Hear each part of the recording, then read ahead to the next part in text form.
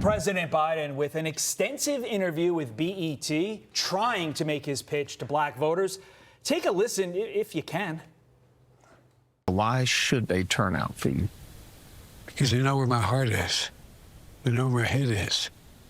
And by the way, if you notice, whether it's young blacks or young whites or young Hispanics or young Asian Americans, they've never focused until after Labor Day. Everybody got involved in the civil rights movement. No great shakes, just sit in. You got arrested for being on the porch with a black family, and they brought you back home. I said, yeah, I remember that, Mom. Look at the heat I'm getting because I named the Secretary of Defense, a black man. I named Ketanji Brown. I mean, because of the people I've named. Patrice Onwuka is the director of the Center for Economic Opportunity at the Independent Women's Forum.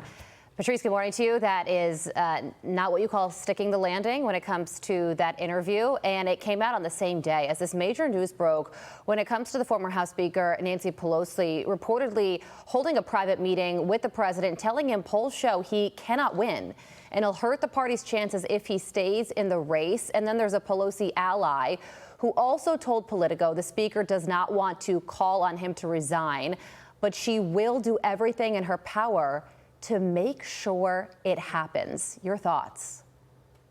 Good morning. Good to see you all. You know, this is not surprising. First, on the interview, President Biden didn't stick the landing. Frankly, he didn't start off well either. He stumbled through a lot of that interview. He didn't make a pitch to black voters about what he has done or what he plans to do.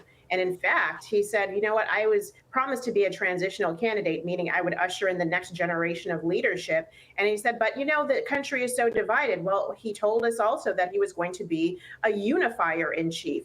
And the fact that he would be leaving office with the country more divided speaks to his lack of leadership and divisiveness in office, particularly around policies, but also around his rhetoric. So, yeah, he didn't make a good pitch to black voters. And it's not surprising that Nancy Pelosi and those closest to him, Chuck Schumer, Hakeem Jeffries, are all now speaking with him privately that he needs to step down. Even right after the poor debate performance he had, nearly half of all black Democratic voters said it's time for him to step down. I can only imagine things have gotten worse since then. Yeah, whatever the highest level of panic is, the left has literally surpassed that over the course of the last, I'd say, 24 to 48 hours.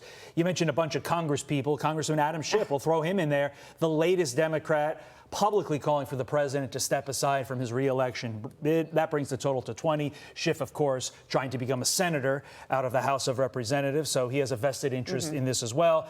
Meantime, listen to Van Jones on CNN last night. Today is a terrible day. If you pull back and look at this thing, strength versus weakness, a bullet couldn't stop Trump. A virus just stopped Biden. You've got the nominees of this party getting their butts kissed.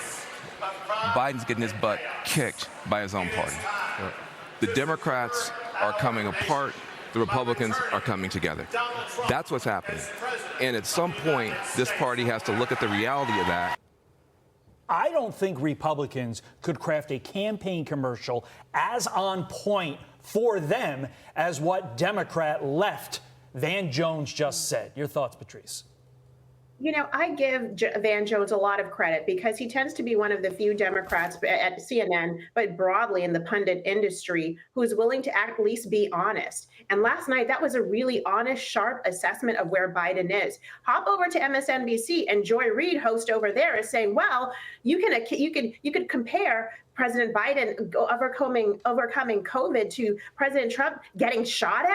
I mean, the delusion is real there. But at least Van Jones is recognizing, and I believe he probably belongs to kind of an Obama older wing of the Democratic Party that's saying that we're reading the tea leaves, folks. We can't hide this anymore. He can't hide that his ability, not just age, but frankly, his mental acuity and now physical ability to be able to run for 4 more years is well in question and frankly precludes him from holding office. Yeah. So I give Van Jones some credit there. Man, the bad news when it comes to Biden is so overwhelming. Just over the past 24 hours, he says he's got COVID. Nancy Pelosi privately giving him the writing on the wall speech saying things aren't looking good. Publicly, you have what Adam Schiff says, the terrible BET interview. And then you have the DNC saying we're not going to nominate him until after August 1st because there's so many people within the Democratic Party who say he's not our guy.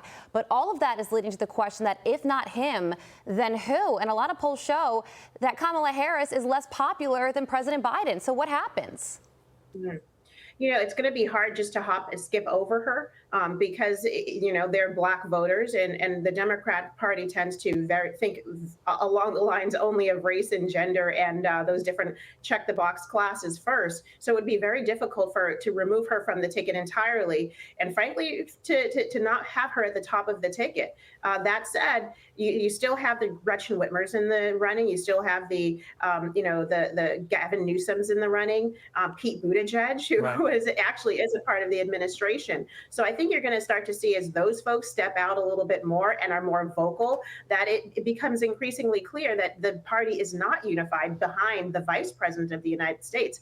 And frankly, that speaks to her inability to get much done during her tenure as vice president. She should have been the heir apparent. Yeah. She should have been the transition that Biden transitioned to. So that speaks to their questioning of her. Patrice Onwuka, thank you so much. Patrice. Great Have a great insight. day. I'm Steve Ducey. I'm Brian Kilmeade. And I'm Ainsley Earhart. And click here to subscribe to the Fox News YouTube page to catch our hottest interviews and most compelling analysis.